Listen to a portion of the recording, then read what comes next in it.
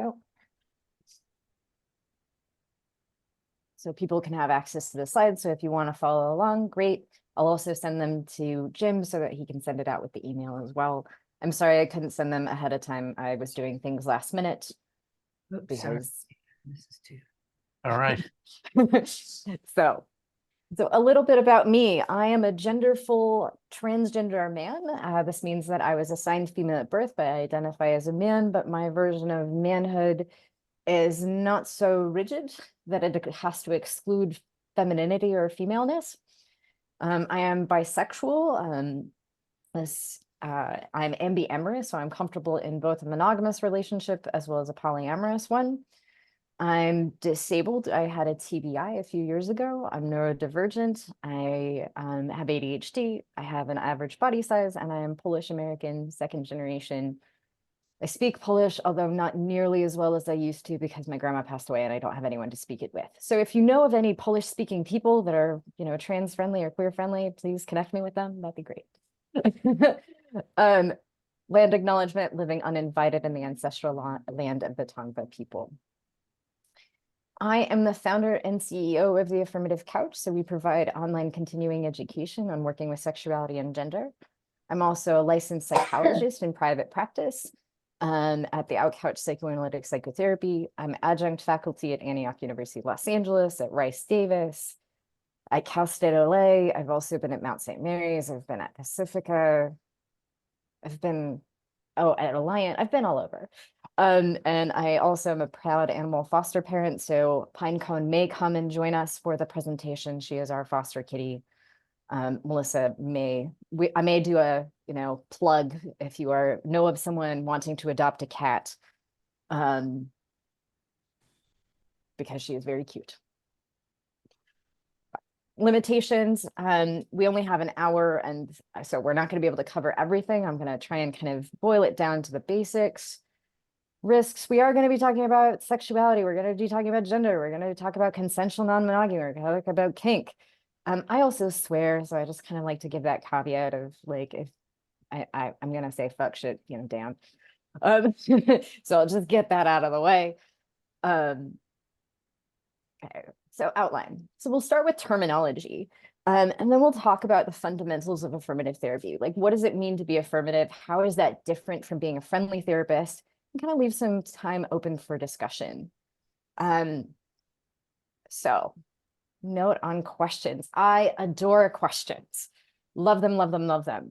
So this is a place where I would rather have you ask your question and not worry about, is it problematic? Is this homophobic? Am I going to offend anyone? Because if I'm going to assume that you're here to learn, I'm going to make the assumption that you have a good heart. That's why you became a mental health provider. But you have some misinformation or some things that need to be worked through. And that's what is behind the question. If you want to ask the question, but you don't want to kind of unmute because you're a little shy or something like that, feel free to private message me. I won't be like, Martha has a question. Here it is. I will just be like, hey, I have a question in the chat, and be happy to answer it that way. So if you're a little shy and aren't sure of how to ask something, I'd rather you ask here. But with that in mind, keep in mind that people from the communities may be here and they may not really be wanting to share or hear some things, so be sensitive with that. And if you are a member of the communities, it can be hard when there's a learning space. So take care of yourself, but shaming people for making mistakes or not knowing things doesn't help the learning process. So I'm not going to shame you in any way, shape, or form. At least I'm going to try really heavily not to, so that you can learn and grow.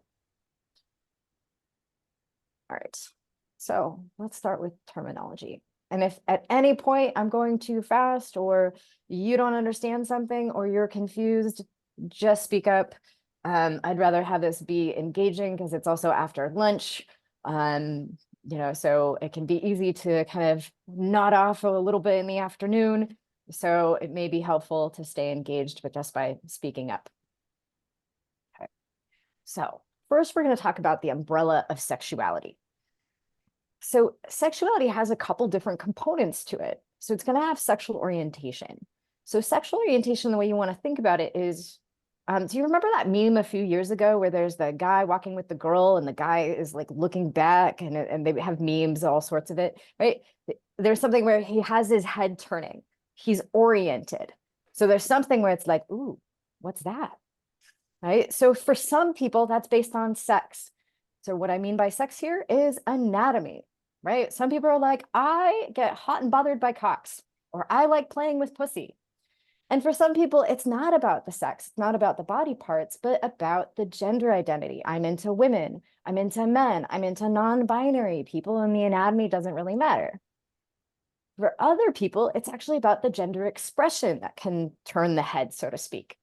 And that might be some people are into masculinity, or some people are like into female masculinity or androgyny or femininity. So this is where sexual orientation actually is quite broad and is hard to define because it's really around who kind of gets you a little like, ooh. And sometimes people can really want to reduce it down as though the sex, the gender, and the gender identity all match together, except that it's not always so simple. What if you're into butch women? What if you're into tomboy dyke trans women? That's a very different kind of attraction than someone who's into high femme cis women. Then we have sexual identity. So this is going to be the label that someone utilizes in order to describe their sexuality. I'll share a fun story. So years ago, I was out as a lesbian and as a dyke. I lived in the San Francisco Bay Area. So this is before I came out as a trans guy. And then for my first graduate program, I moved to Riverside, which, pretty conservative. And I was like, hey, everyone, I'm a dyke. And people were like, oh my God, how can you say that? And this was in the same time frame. So from San Francisco, using the term dyke, totally appropriate. Riverside, not appropriate. So I had to change my terminology. So this is where, whether you're in a rural area or a city, also San Francisco versus LA may be quite different. East Coast versus West Coast may be different.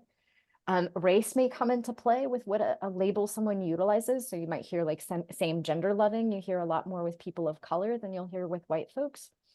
It may have to do with age, right? Like dyke isn't a term that you hear a lot with younger generations, but you will with older generations, particularly white generations as well. Political affiliation can play into what someone takes on as an identity.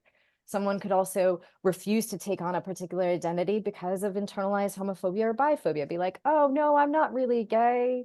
I just have sex with men sometimes. Or I'm not really bi enough. Maybe I'm 70%, as though you could, make it a percentage or something clear like that. Attracted to men and only 30% attracted to women. So that's not bi enough. Or there could be some internalized biphobia of like, oh no, I'm really monogamous. And if I'm bisexual, that must mean that I'm a slut or something, which is completely a myth. So people can have lots of complex reasons as to why they can take on a particular identity. So one of the things I find as a clinician is that an important question to ask is, what does that identity mean to you? How does it fit? How does it not fit? Because sometimes it matches the orientation quite well, and sometimes it doesn't. Right? You might have someone who identifies as a lesbian, but their attractions are much more nuanced or complex. But because of biphobia in the lesbian community, they take on the identity of lesbian rather than a bi or a pan identity. So sexual behavior is just, who do you do? So this is where a virgin still has a sexuality. They can still have an orientation where they still, go, ooh, that person is hot. I want to do them, but actually aren't doing anyone. Then there can also be that someone does have a sexual identity, for example, as bisexual, but maybe they married their high school sweetheart and they've only had one partner. So they haven't had sexual relations with more than one sex or gender, but they're oriented still to more than one sex or gender, but they're monogamous. Any questions so far on sexuality? Okay, cool. Now we have to get into sex, gender identity, and gender expression. And get my tea. So sex is going to be this very general description based on biology. So it's a very medical term. You're going to have anatomy involved. So, right, does someone have a penis? Do they have balls? Do they have, no uterus? Do they have higher levels of testosterone once they reach puberty? What are their chromosomes? Are they XY or are they XX? What are the secondary sex characteristics? So higher levels of testosterone lead to like facial hair, the body hair, all of those kinds of things. And society wants it to be that the baby is born and they look at the baby and they're like, oh my gosh, hey, there's a penis. So congratulations, it's a boy. Except that it might be much more complicated than that. About 1 in 1,500 to 1 in 2,000 babies are born where the genitals are not clearly defined, because the clitoris and the penis are made out of the same tissue. So if it's a little larger, is that a large clitoris or is that a small penis? And where do we define that line? If you've ever looked at people, it's a weird question, but if you have ever investigated people's taints, you may notice that sometimes there's a line that goes across the testicles all the way down to the anus that is actually where there used to be an opening, and then it closed up, and that's why there's a little fissure there. Now, for not because we all start off as female, and then there's a gene that turns on and then closes everything up. But for some people, it doesn't close up all the way. So they may have testicles, maybe they're a little split, so they look a little more like a labia. There might be a little bit of an opening there, something like that. Yeah. So sex is just going to be based on bodily stuff. So it has nothing to do with how you grow up to identify. So this is where you might hear terms like assigned female at birth or AFAB, and assigned male at birth or AMAB. So this is where kind of when someone is born being like, oh, congratulations, this child has been assigned male at birth. I don't think it fits as well on a balloon, but that is what technically should be on a balloon. I'm trying to, lobby the balloon market. It's not going very well. Then we have gender identity. So this is that label that someone is going to utilize. So it's going to be influenced by, oh, sorry, I've skipped over core gender. So core gender is an internal sense of, are you a man? Are you a woman? Are you both, neither, something else entirely? So a way to think about it is, who are you in terms of gender? Which is actually a complex question to ask, right? If I ask you, who are you? You might start responding with, I'm a therapist. I'm a mother, I'm a daughter, I'm a student, but those are all, what are you? Who are you is actually much more complicated. And so this is part of the reason that we have things like identity labels. Identity labels are attempting to describe something overly complex and abstract and concretize it down. This has some advantage if I can Google myself, right? If I'm a trans man, I can be like, okay, let me find other trans men who are like me. That's great. However, just because we have the same identity does not mean we have the same exact experiences. There can be a lot of differences in what that can encompass. Because if I ask 10 men, for example, what does it mean to be a man for you? I'm going to get 10 very different responses. I might have themes that are in common, but I'm still going to get 10 different responses. So this is where, as therapists, when people have their little check boxes, if you have that in your intake paperwork, not to make assumptions about what that meaning is for them, of really coming into, who are you, and not just what are you, and making assumptions about what I think a man is, or what I think a trans man is, or a cis man, or whatever, making assumptions about that they have the same meaning as the client. I'd have to explore that to really understand it a lot better. Then we have gender expression. So this is, how do we express gender? So this could be mannerisms, this could be clothing, hairstyle, could be hobbies, how someone walks and whether they paint their nails, and also, what color nails. And so there can be lots of pieces to gender expression. Now, this is quite culturally bound as to what gets categorized as masculine, feminine, or androgynous. And over time, this can really shift. Of what was feminine in the 50s looks very different than what may be considered feminine today.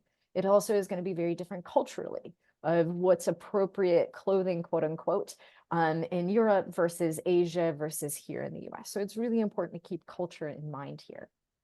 I mean, it also becomes an interesting question of if someone is expressing gender in a particular way, is it because they're supposed to, or is it because it's what feels natural? Now, this is not an easy question. Like, do I like the color blue because it makes my eyes pop, or do I like the color blue because it socializes boys are supposed to like blue? It's not an easy question that I don't think I can really easily answer. I just happen to like blue. But it can be an interesting question to ask clients of what's important about that particular part of gender expression for you. And if it's really around, well, this is what I was taught of, do you want it? Does that still fit for you? Does that resonate for you? Or is there conflict around that? Because sometimes it can be like, well, boys aren't supposed to cry, so I try not to cry. And this can be an issue for a lot of cis het men. And also trans guys will have a little bit of this because toxic masculinity affects everyone, unfortunately. It infiltrates the trans guys too. And really helping kind of be like, well, maybe that doesn't need to be gendered. The emotions are not gendered. Any questions so far on sex, gender identity, gender expression? I see some wheels turning.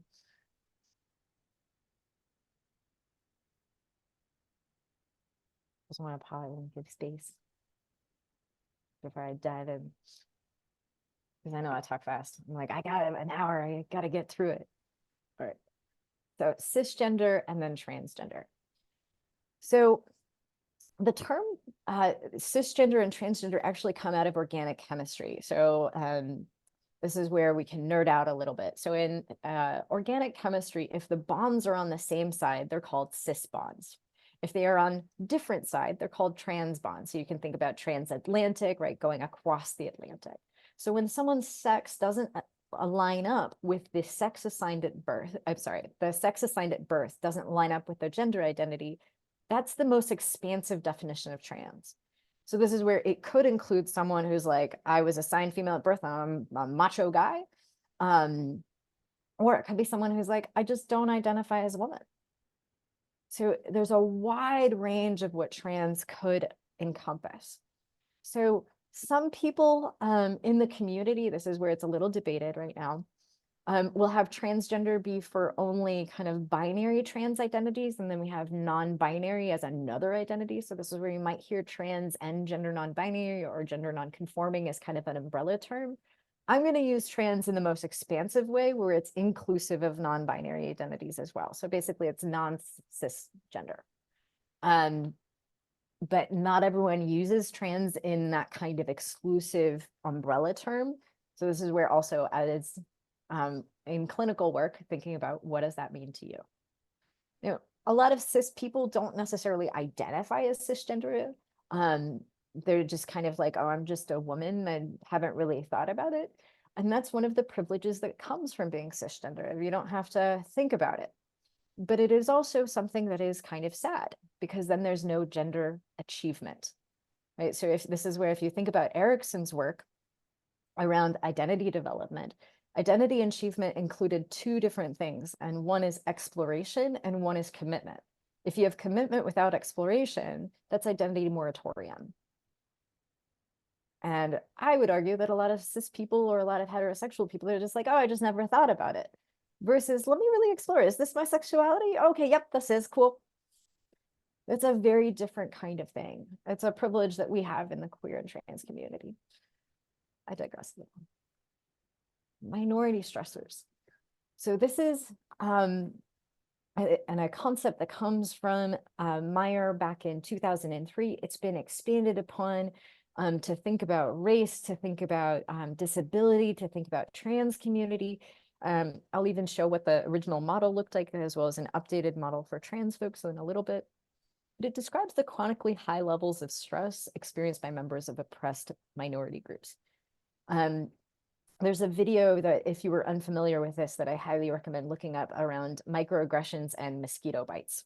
Of that, it's just a little mosquito bite, it's kind of annoying. But if you've ever known anyone where like the mosquitoes kind of flock after them, like me when I was a child, where my record is 178 bites at one time. How I did not lose count, I don't know. But when it's like that, it really elevates it. It's not just one mosquito bite. So it's a death by 1,000 paper cuts. And this is what can lead to a lot of symptoms in the clinical work of dealing with all the minority stressors. Now, one of the minority stressors, and I've just defined transphobia here, but you could put homophobia here, you could put internalized racism here, you can put internalized fill in the blankism, but it's the negative assumptions, beliefs, and stereotypes of fill in the blank community that become incorporated into a person's psyche. So if I'm a trans person and I've incorporated those messages of, oh, I'm trans, I don't deserve love, then I may not pick good partners. I'm being much more likely to pick actually abusive partners because I don't deserve love, because that's the message I got. So a lot of the work that I do, particularly because I can't solve the societal stuff, but I can, as a psychologist, work individually. And yes, it's limited. So I don't want to critique that we also need to be dealing with the stressors in the outside world. But what I can do is build someone's resilience, as well as kind of uncouple some of those messages so they're not as incorporated. Cool. Now we have a big term, endo cis heterosexism. Oof. Okay, so let's start with the endo part. So endosex means not intersex. So intersex is an umbrella term to define anyone who is born or develops some sort of difference where they don't fit into that male category or that female category in terms of anatomy, chromosomes, hormones, anything like that. Cisgender, so this is the people who are assigned a particular sex at birth, end up identifying as that, and then heterosexual. So putting it all together, we have endo-cis heterosexism. So this is discrimination or prejudice against LGBTQIA people based on the assumption that being endosex, being cisgender, or heterosexual is normal, better, anything like that. Now, a lot of these can be super subtle, like even not knowing the term endosex, or not knowing the diversity of that community. Again, this is not to make anyone feel ashamed of, their lack of knowledge or anything like that, but rather to point out that there are privileges that come with not having to think about these things. So let's talk about friendly versus affirmative. Now, I've put it like versus as though they're fighting each other. I don't think of it this way, right? We could have it all the way to non-affirming, shaming. I would call that just unethical practice. So we'll have that on one spectrum, and then kind of friendly is kind of in the middle, and then affirmative is kind of all the way over here. I'm also going to demonstrate or talk about affirmative as a way to get there, kind of like perfection, but we never actually get there. But it's always something to strive for, because there's always more to learn. There's always more going on in the community. There's always more training to be had. So it's not like a destination, because this is part of the reason I don't believe in certificate programs, because it's kind of like you get certified and you're like, oh, I already know, versus at that point in time, and then things happened and things changed, and now what? So a friendly therapist is someone who's open and welcoming. So they're kind of like, I'm not really thinking about gender or sexuality, but I'm not thinking about it either.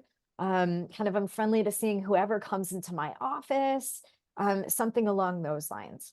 So kind of actively not shaming, which is great, but not all the way to actually having experience, education, training, a skill set that really supports people healing the trauma that comes with growing up LGBTQIA in a really unsupportive, oppressive world. So again, I think that education, you can always get more education. Training, you can always get more training. Skill set, you can always increase your skill set. So this is where, again, it's not a destination. It's an ongoing, lifelong process. Cadyn, Yes. this is Kimberly. Hey, Kimberly. Hi, thank you. I really appreciate you talking about that because just having been within the community for like decades, I would say probably maybe about 10 years ago, I had to go through this thing about educating myself and building an understanding about non-binary folks because I Yeah. was very familiar with LGBT Q. And I started getting more clients, and I was like, wow, okay.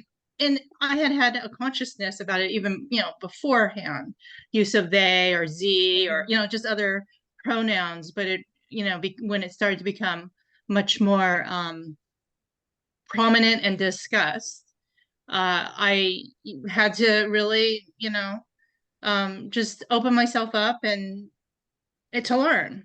So Yeah. I really wanted to appreciate your recognition of, or your, saying that it is an ongoing process because it is. Just as many terms within many communities evolve and change Yeah. and different understandings. So I just wanted to put that out Yeah.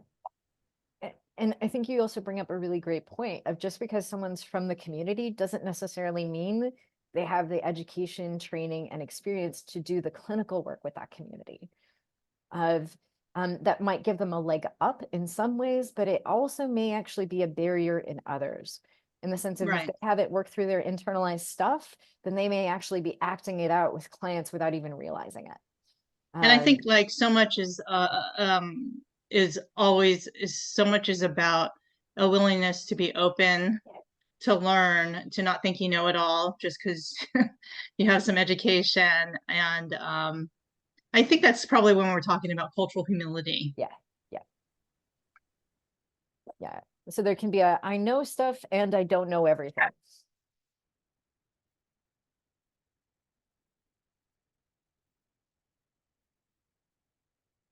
So let's talk about the fundamentals of affirmative therapy. Now, I want to be really clear here. These are all sorts of different suggestions. You don't have to do all of them, but they can be stepping stones on this journey to becoming more affirming. So I really like how Kink Aware Professionals, which is an organization that educates around kink affirmative therapy, they have 3 levels. So they've got friendly, so they've got some minimal knowledge in the community, openness, they're not automatically pathologizing, but they don't have awareness of some things. They might just be like, I haven't really done any research on it.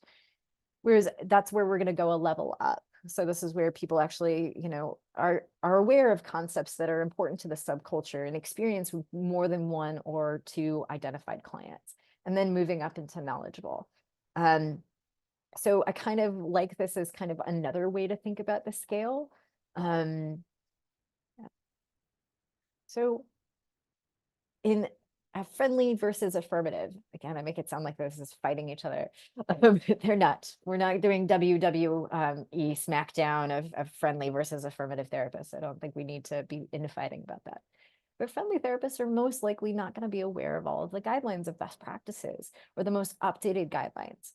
Whereas affirmative therapists are actually doing the research, kind of getting aware of the guidelines as they're coming up in the field. So guess what? I have left you guidelines. So we have guidelines for psychological practice with sexual minority people. So this is going to be for LGBTQ folks. So this is specific to sexuality, not gender. So that's going to be a whole other slide. So the links are in there. So in those slides, you can check out those links and actually look at those guidelines and kind of get more information there. For trans and gender non-binary folks, we have a couple of different places you can go. So the APA has done a guideline for, the American Counseling Association. That was actually the first organization that did one specific to mental health care.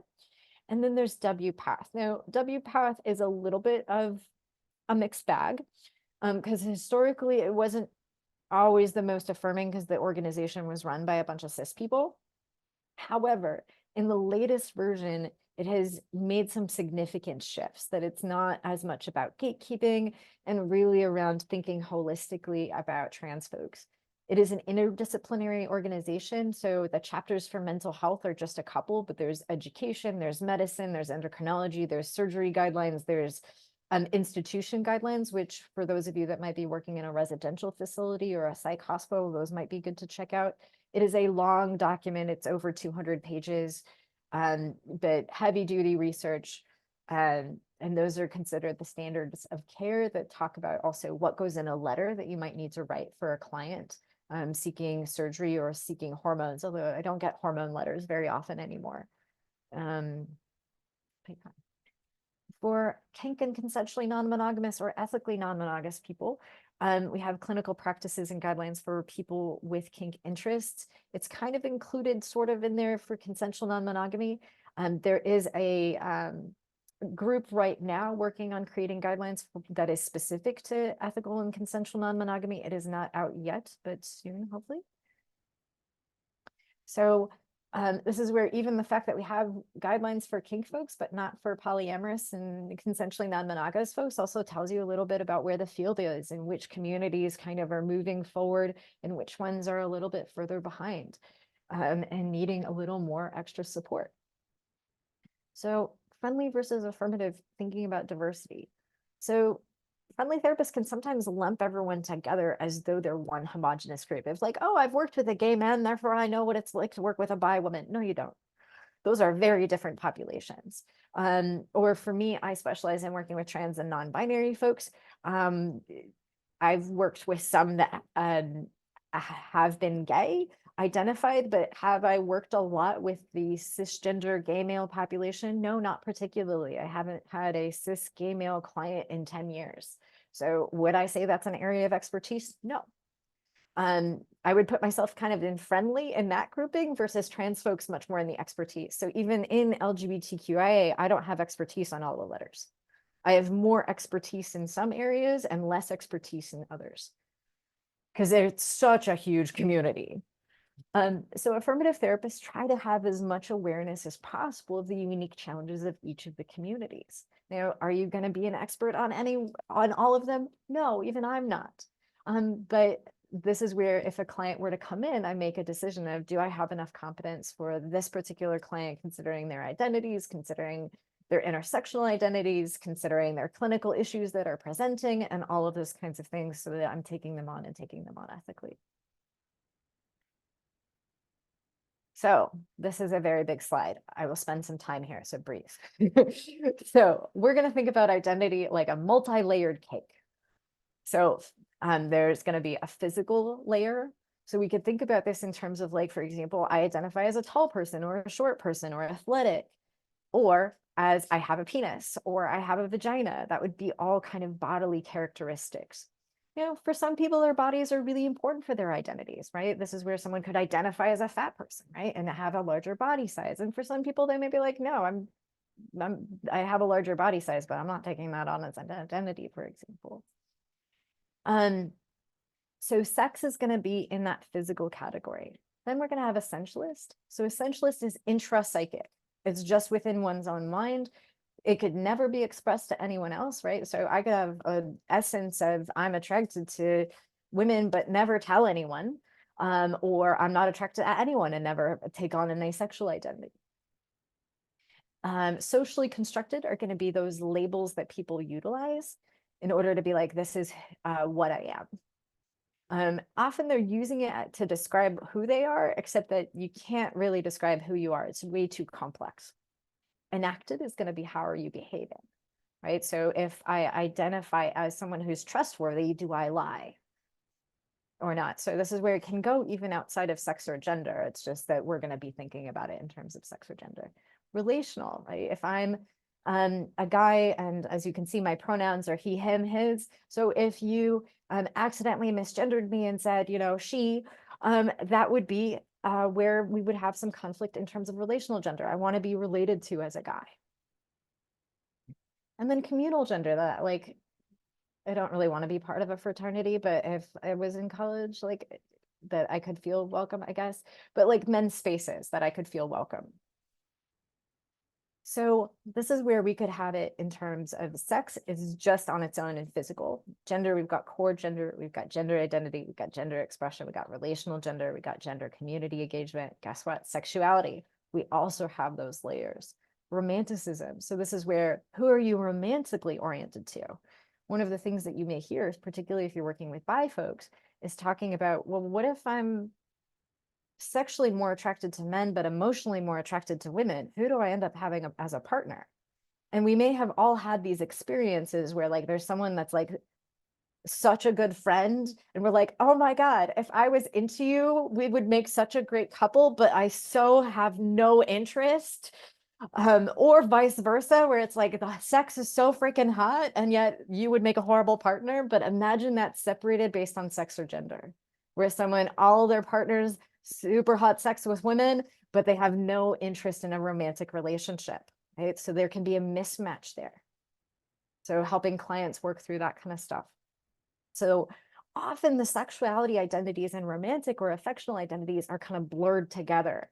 Because often the assumption is if I say I'm a lesbian, that means that my sexual orientation and identity are with women and that I'm also a woman and that I would be romantically also attracted to women. But what if it's not so simple? Because again, we have to make things, because people are so complicated. They're so rich. That's what makes our work as mental health professionals so interesting. It would be really boring if this was all just simple. Sexual bonding or relationship style. So this is about how many partners do you want to have? So some people might be like, I am emotionally monogamous, but I want to play around and have lots of fun. Right? So maybe I go with my partner to a swingers event. And so maybe we have multiple partners, but we always go home together. Or it could be the other way around. If someone has only one sexual partner, but has multiple intimate partners, emotionally intimate partners. Because often when people think about monogamy, they're thinking about it in terms of both sexuality and emotionality. So this also with the previous talk on infidelity, right, of emotional cheating. Right. So this is where, well, what if someone happens to be more emotionally attracted to women and then has a bestie and shares vulnerability there, even though they're heterosexual? This is where it can get very complicated and things to talk about in therapy. And then we have eroticism. So this is going to be vanilla versus kink, as though it's, again, MMM fight. There's no fighting here. So erotic desires. Some people may have erotic desires that they never share. They never even, watch it on Pornhub or something like that. They're like, yep, I have that desire and I'm going to shut it down. For others, they may take on an identity of, yeah, I'm a kinkster, or, I have a foot fetish, or I'm a dom or a sub, or I'm a little. There could be all sorts of identities where it doesn't just have to do with the behavior. It actually becomes something much more significant. Enacted would be about behavior. Maybe someone is like, I really want to do something, but I'm too scared to, or I'm scared my partner wouldn't want me to. And so I don't actually do anything with it. It just sits there in my head. Relational eroticism is actually wanting to, be connected to as a particular identity. And then being part of erotic communities, right? So being able to go to munches, which if you don't know what that is, it's kind of like a social event for kinksters, and they go and hang out, and sometimes there's sexy stuff going on, and sometimes it's just like, no, we're just gonna have cheese and crackers and maybe watch a movie. So it doesn't always have to be a super kinky event, even if there's some kinky people there. So affirmative therapists are going to acknowledge that there's a lot of layers. And this I'm only talking about in terms of sex and sexuality and gender. What if we add in race? What if we add in culture? What if we add in ability? What if we add in all the other things? Then we have so much intersectionality that we need to be thinking about. So this is where the wheel of privilege can be really helpful to think about as well. So in the center, we have communities that have higher levels of power, and towards the outside of the circle, we have communities with lower levels of power. So this is from Sylvia Ducksworth. It's a little bit outdated, as this is, I think, from 2014. But I still think the concepts really apply. We could think about skin color, because colorism is a little bit different than just simply racism. So white versus darker shades, and all the way to dark. Formal education, right? So do you have post-secondary, high school, or elementary just education? Ability, Sexuality. So this is where lesbian, bi, pan, and asexual, I think that there needs a little bit more differentiation there, because asexuality is one of those communities that gets really erased very significantly, or thought of, oh, this must use low desire, or maybe avoidant attachment or something along those lines. Neurodiversity, mental health, body size, housing, wealth, language, gender. I would argue we also should have a sex category, citizenship. So we want to be thinking about ways that our clients do have power and ways that they don't have power, and how does that interplay affect their mental health? And how can we help them navigate those differences of power and of privilege and of marginalization? So our next thing, I was thinking about where we have privilege in the room, right? So if I'm an endosex therapist and I'm working with intersex clients, I have to be thinking about how is that for them? How might that impact the transference, right? If I'm a cisgender therapist working with a trans client, how might that impact the relationship? Maybe there's some envy at play of they wish that they were born cisgender, and here I am sitting and having that privilege. Heterosexual privilege is going to play out. Monosexual privilege. So this is if you're attracted to only one sex or gender. So gay, lesbian, and heterosexual people have monosexual privilege over bi and pan folks. And all of these privileges are going to impact the power dynamics within the therapeutic relationship and have to be considered and have to be talked about.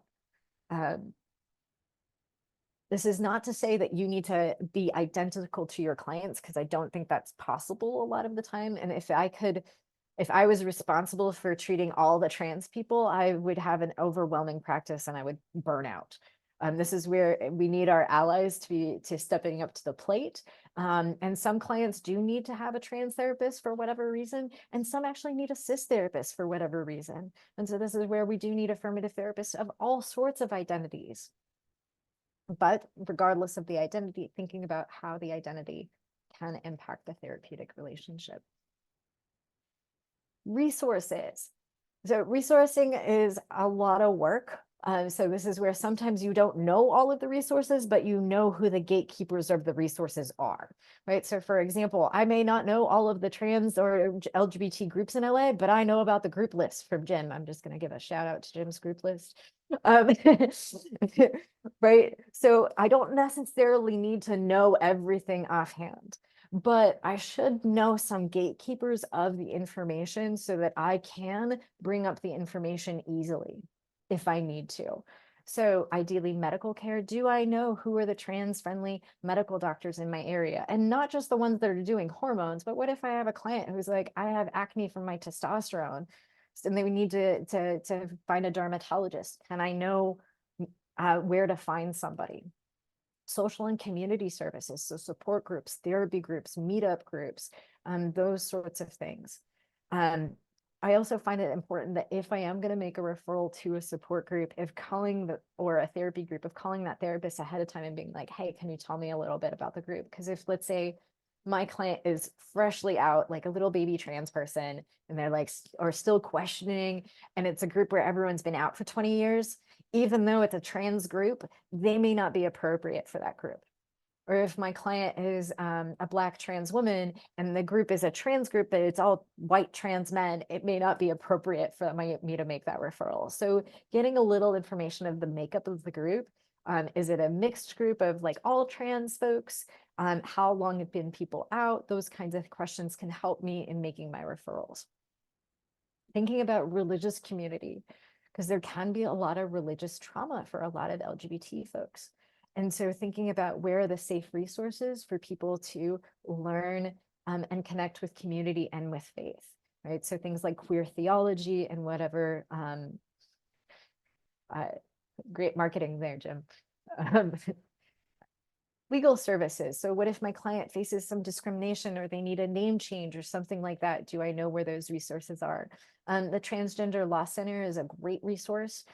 It is national, but they have links of what are your rights, name change paperwork, those kinds of things. What about higher levels of care? So if I have a trans client that is suicidal and needs to be 5150 or needs to go to a higher level of care, do I know where to send that client? And one of the issues I often have is I'll call and be like, hey, I need a bed for my client. She's a trans woman, and the first question I will get is, does she have a penis? And I'm like, why does that matter? She's not whipping it out. Like, I don't understand. She's suicidal. Let's get her help. That's an inappropriate question. You don't need to know someone's genitals unless you're having sex with them, and you shouldn't be having sex with your patients. There's a brochure for that from the VBS. So it's really not a question. For us clinically, it might be not that we're asking about, have you had the surgery or something like that, but do you have any plans for surgery? Is that something that you're interested in? Is that something that you need to talk about in therapy? That's an appropriate question, but not, what are your genitals? Crisis hotlines. So often if people are calling a general suicide hotline when they're in crisis, that may not actually be an appropriate resource. What if they get misgendered on the phone and that triggers them and then makes things worse? So there are several that are specific to LGBT community. So there's the Trevor Project, which is for youth. The Trans Lifeline, also all the providers on there are trans people themselves. So a lot of people really like that. That said, because they are community members and not mental health professionals, it can be a little inconsistent. There can also be long wait times because it's just understaffed. There's the Sage National LGBT Elder Hotline, because a lot of elders, because they didn't have family, a lot of discrimination growing up, aging can be quite difficult. It's difficult for everybody, but when you don't have children that can help support you and you're needing to use horizontal caregiving rather than vertical caregiving, you might be much more isolated. And then LGBT specific centers. So here in LA, we've got the LA LGBT Center. We've got Children's Hospital LA has a whole trans center. There's AIDS Project Los Angeles. There's quite a few resources here locally that you can learn about what services they have. Now, again, do you need to know everything off the top of your head? No, but knowing of like, what kinds of services should I be knowing about to be able to make those referrals when I need to? Addressing internal, oh yes, Elizabeth. Good afternoon, Cadyn. Hi. I've been facilitating an LGBTQIA plus group at a Catholic church for 15 years. Amazing. Yes, and Jim knows this and Martha knows this. They've been following me on my work. And we started out, it was so long ago. It was a gay and lesbian group Right. before we got the L going first. And we've gone through transitions with 3 transgenders and supported them. It's a very supportive church. The priests are very, very supportive of the work that we're doing. I still need your help, however, and I'll get to that question. We started out gay and lesbian, but then the mothers, they wanted to bring their mothers and their fathers in and their siblings. Ah, the sofas. Everyone said to me, this isn't going to work. No. And it was really the best thing I did, because the parents get to listen to what the children are. When I say children, they're 18 to 78. Okay. Adult children. They get to hear one another.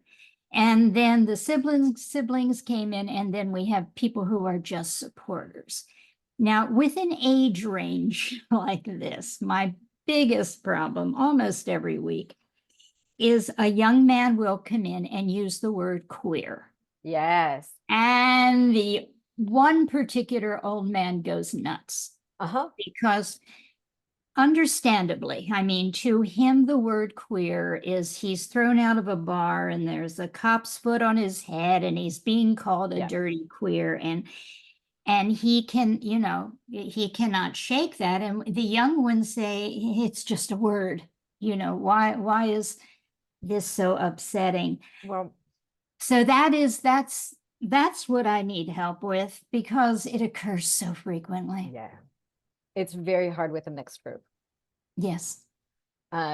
What's also hard is bringing in family members. If it's every week, then there's also never a space where they can complain about family. So what, for example, a couple other groups do is that it's a closed group to only members of the community. except for once a month. So like let's say it's on Fridays that the group meets, that the first Friday of the month is open to family and allies. And then all the others are just for community members, as in LGBTQIA community members. Mhm. Depending on how large the size is, it may be recommended to divide up the group. You know, They there are would advantages. they would really resist it. They are so enmeshed at this point that I started out with parents on Tuesday night, gay and lesbian on Wednesday night. Uh-huh. Gay and lesbian, I have 50 on the books. Now, as far as the parents, it was harder to keep the parents coming. As they say, the child comes out, the parent goes in the closet.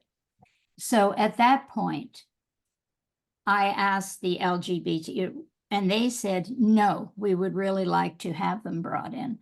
And like I said, it was really the best thing I've done. It's more a thing of age disparity. Yeah. And how to deal with this man who just becomes so enraged with different terms when the young ones bring them up. So a lot of it is education for both sides, okay, of that he needs education around the new use of the term as it's been reclaimed, of being like, yeah, you used to use that term to fuck with us, and now we're going to fuck with you by owning it. Fuck you. That's basically what's happened with the term queer. Is it? It got reclaimed, of being like, you're not going to use it to oppress us anymore. F you. That's the root of how queer became a term. And younger generations do have that attitude. That's kind of what often happens in adolescence, and that's a normal developmental phase. And so some of it is about educating around that, and then to the younger folks around how it used to be, around kind of helping both sides develop empathy, because there can be these generational divides. You'll also see it with the bi community, although not as severely as with the term queer, of older generations being like, I'm bisexual, and then the younger generations being like, that's transphobic because you're just reinforcing the binary. And so you'll hear these infights. So it's really around educating that the terms have different meanings, that for the older guy, that's a triggering word for him. That's like the N word to him, except it's the Q word. For the younger one, it's around, yeah, I get that this is a reclaimed identity for you, but it has a different meaning for him, so that both sides can understand each other, and that we can have queer transgenerational understanding. And also your point about how things have changed over the years. I mean, we were so forceful in the late 70s and 80s when someone came out gay about you must tell your parents and they must accept you.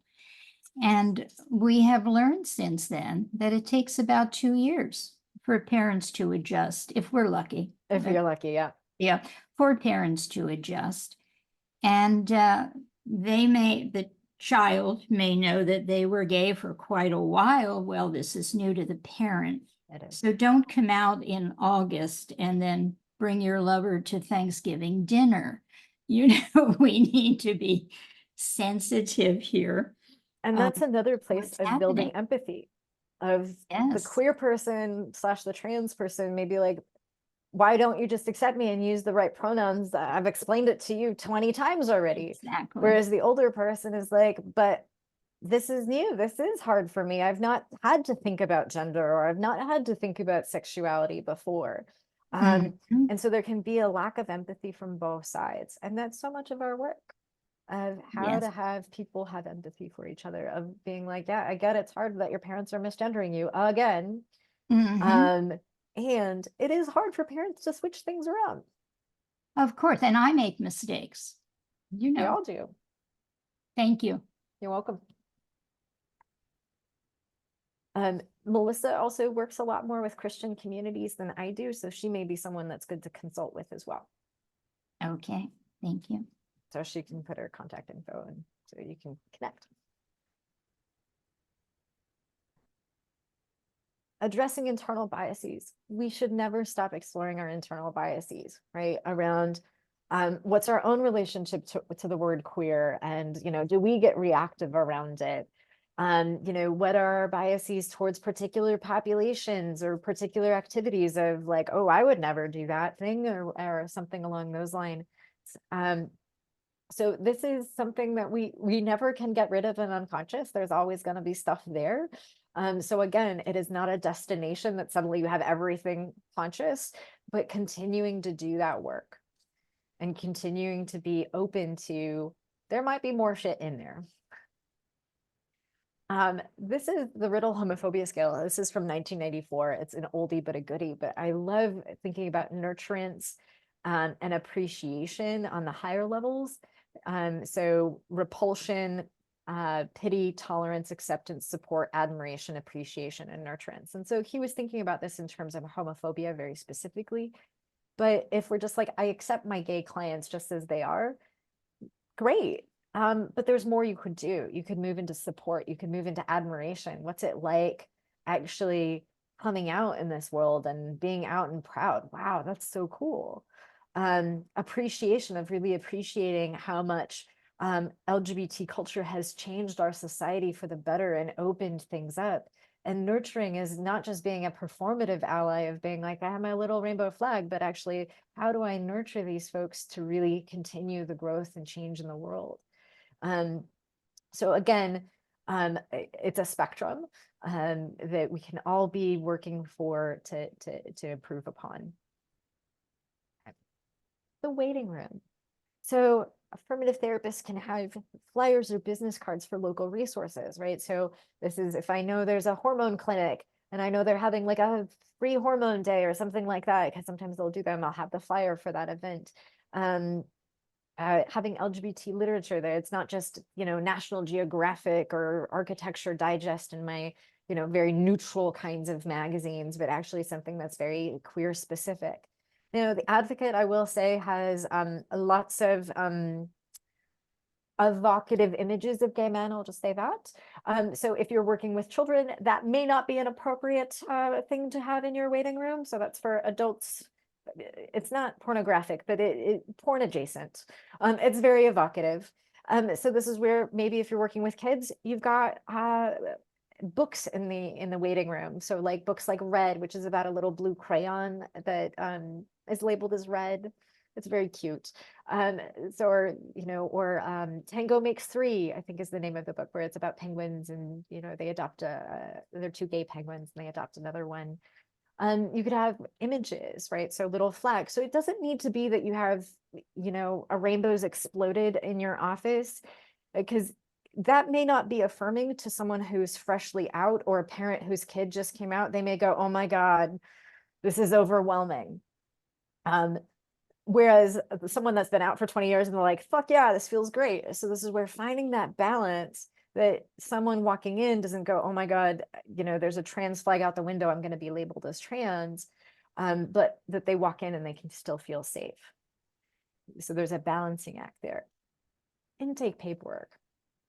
So including legal name as well as the name. What does someone go by? We need the legal name for legal documentation, but what are their names? You need sex, but only for the insurance paperwork, and you have to have the paperwork match their insurance card. So for example, this was an issue I've had. So my gender marker on my insurance is male because I have changed my gender, but I still have gynecological parts. So when I go to get pap smears, it often gets kicked back because they're like, men don't need pap smears. And like, yes, I do. I have a cervix. So like making sure that those match, including space for orientation and gender identity, where people can just write it in versus they have a checkbox. Because what if you miss a checkbox? And having to constantly update it with a new terminology, you'd be updating your paperwork every 5 minutes. Like it would just be a nightmare. Just leave it as an open box. How do you identify? They can just write it in and you don't have to worry about it. It makes it so much easier. A place for pronouns. I also recommend that if you have like a child or something like that, which pronouns do you want me to use with your parents or your family member? Because sometimes it would be like, I want to go by male pronouns, but I don't want my parents to know that I go by male pronouns. And then you have to do a bit of the pronoun game, which is not that much fun. I think we are almost out of time. I think we are out of time. So thoughts. what ways have you moved your practice from friendly to affirmative, and what ways will you continue to move your practice to be even more affirming? Just for like a 2-minute discussion, since I know we're out of time, but I just want to give a couple of seconds to process.